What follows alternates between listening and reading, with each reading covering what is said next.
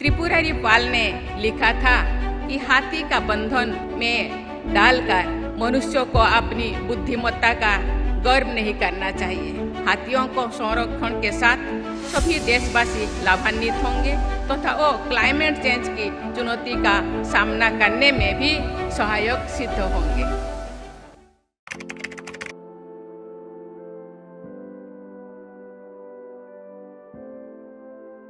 Human elephant conflict सदियों से एक मुद्दा बना हुआ है। प्राचीन संस्कृति कवि त्रिपुरारी पाल ने लिखा था कि हाथी का बंधन में डालकर मनुष्यों को अपनी बुद्धिमत्ता का गर्व नहीं करना चाहिए। ये तो हाथी का शांत और विनयशील स्वभाव है, जिसके कारण वो बंधन को स्वीकार कर रहा है। यदि क्रोध से आकर वो अपने विनय को छोड़ दे तो वो सब कुछ तहस नहस कर सकता है।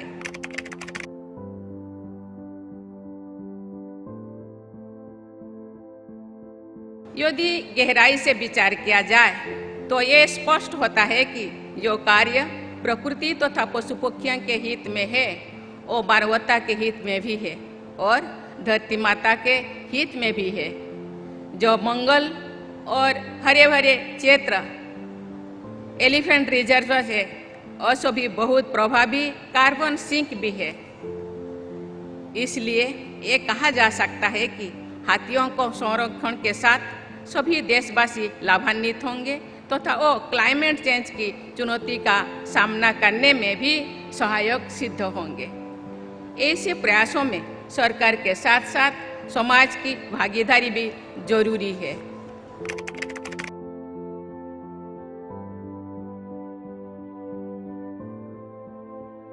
प्रकृति और मानवता के बीच एक बहुत पवित्र रिश्ता होता है। ये रिश्तों की पवित्रता ग्रामीणों और आदिवासी समाज में अभी भी दिखाई देती है। अकादमी अवार्ड से पुरस्कृत documentary film the elephant whisperer में इसी पवित्र रिश्ते की समझाते हुए ये दिखाया गया है कि कट्टू नायक समुदाय के लोग जब जंगल में जाते हैं तो वे अपने पैरों में कुछ नहीं पहनते हैं। सामान्य रूप से लोग अपने जूते चप्पल उतार के ही पवित्र स्थानों पर जाते हैं। मैं जब आज जीप सफारी में गई, यहाँ के वन्य अधिकारियों में भी मुझे समझा रहे थे। यहाँ के वन्य अधिकारी कर्मचारी जो वहाँ जाते हैं वो पैर में जूते नहीं पहनते। ये बहुत अच्छी चीज़ है।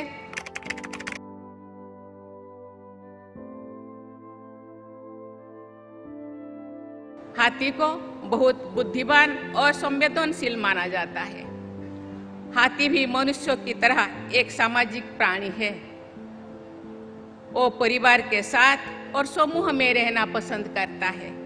यदि समूह के एक हाथी पर कोई संकट आता है तो सभी हाथी इकट्ठा हो जाते हैं और उसकी सहायता करते हैं। यदि कुछ अनहोनी हो जाती है सभी एक साथ दुख की अभिव्यक्त करते हैं। ये बातें मैं इसीलिए कह रही हूँ कि हाथी तथा अन्य जीवधारियों के लिए हम सबको उसी तरह संवेदना और सम्मान का भाव रखना चाहिए जैसे हम मानव समाज के लिए रखते हैं।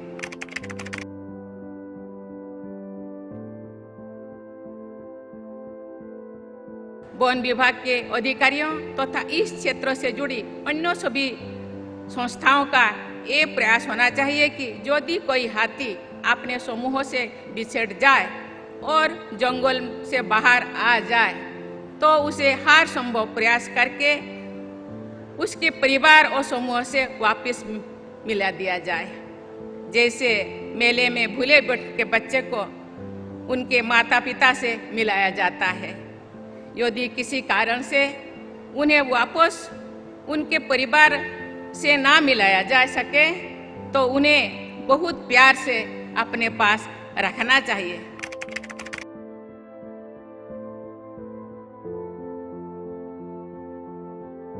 मैं जिस परिवार से या जिस संस्कृति से आई हूँ और पली बढ़ी हूँ, वहाँ प्रकृति और पशु पक्षियों के प्रति सम्मान का भाव मैंने देखा है। झारखंड, पश्चिम बंगाल और ओडिशा में रहने वाले हाथी भी मेरे जन्म स्थान के क्षेत्र से गुजरते रहते हैं। सभी बच्चों को हाथी बहुत प्यारे लगते हैं। मुझे भी बचपन से ही हाथियों से लगाव रहा है। वे अकारण किसी भी तरह का नुकसान नहीं करते हैं। जब ह्यूमन एलिफेंट कॉन्फ्लिक्ट का विश्लेषण होता है तो यही पता चलता है कि हाथियों के प्राकृतिक आवास या आवागमन में अवरोध पैदा किया गया है। अतः इस कॉन्फ्लिक्ट की जिम्मेदारी मानव समाज पर ही आती है। इसलिए मानव समाज को हमेशा संवेदनशील और सचेत रहना चाहिए और उनसे प्यार से व्यवहार करना चाहिए। देवियों और स्वजनों, हमारी आध्यात्मिक परंपरा में भी मानवता, प्रकृति और पशु पक्षियों की एकात्म होने पर जोर दिया गया है। समस्त प्रकृति से तथा जीव जगत से प्रेम करने का यही भारतीय आदर्श द एलिफेंट विस्परर नामक फिल्म में दिखाया गया है। उस फिल्म में हाथियों के अनाथ बच्चों रघु और अम्मू को बेली और बेमन वैसे ही प्यार करते हैं और उनकी देखभाल करते हैं जैसे माता पिता अपने बच्चों की परवरिश करते हैं। ऐसे बहुत से ग्रामीणों, आदिवासी और महावत परिवारों के लोग हाथियों को प्यार करते हैं, उनकी देखभाल भी करते हैं। बेली और बोमन की तरह उनकी कहानी भी सबके सामने आना ही चाहिए।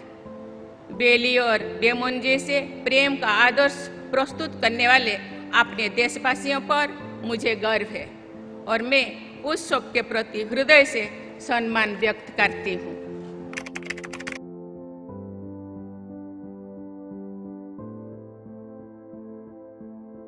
असम के काजीरंगा नेशनल पार्क और मानस नेशनल पार्क केवल भारत ही नहीं बल्कि पूरी विश्व की अनमोल विरासत है।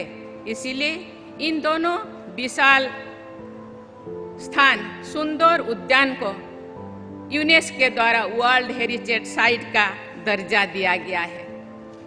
मुझे बताया गया है कि जंगली हाथियों की कुल संख्या की दृष्टि से असम का देश में दूसरा स्थान है। यहाँ मानव समाज की देखरेख में रहने वाले हाथियों की संख्या भी बहुत बड़ी है। इसीलिए गौज उत्सव के आयोजन हेतु असम का एक काजीरंगा उद्यान बहुत ही उपयुक्त स्थान है। प्रोजेक्ट एलिफेंट तथा गौज उत्सव के उद्देश्यों में सफलता के लिए सभी स्टेक होल्डर्स को मिलकर आगे बढ़ना चाहिए। स्कूल के बच्चों में प्रकृति तथा जीव जंतुओं के प्रति जागरूकता और संवेदनशीलता का प्रसार करना बहुत ही महत्वपूर्ण कार्य है।